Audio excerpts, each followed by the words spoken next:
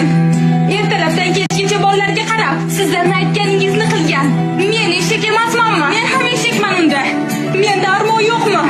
E'tibor qilmaymanmi men? Eshak bo'lganim yetmagandek, o'zimga ham vaqtim yo'q. Yana senga vitamin bera olmayotgan ekanman, ha? Ko'rinishim yoqmaydi, figuram yoqmaydi, ustimdan ovqat sasiydi. Men senga turmushga chiqishimdan oldin bunday emasdim. Meni bu ahvolga solgan sensan. Sen, tushundingmi? Sen aqling joydami? Meni nima aybim bor? Men nima qildim?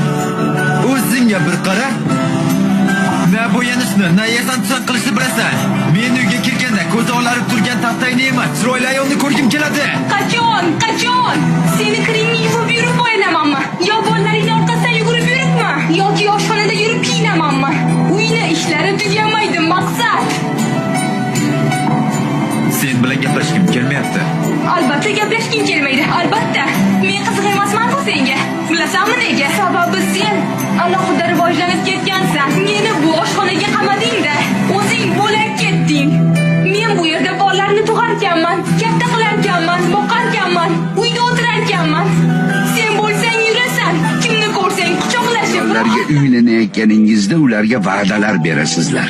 Keyin ayol kishi homilador bo'lib qiynalib yuradi.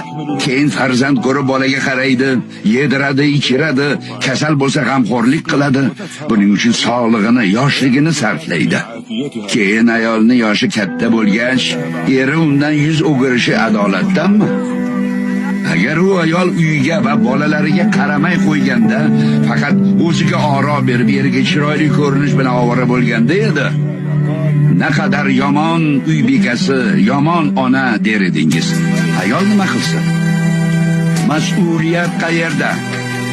Ayollaringiz borasida Allohdan qo'rqinglar.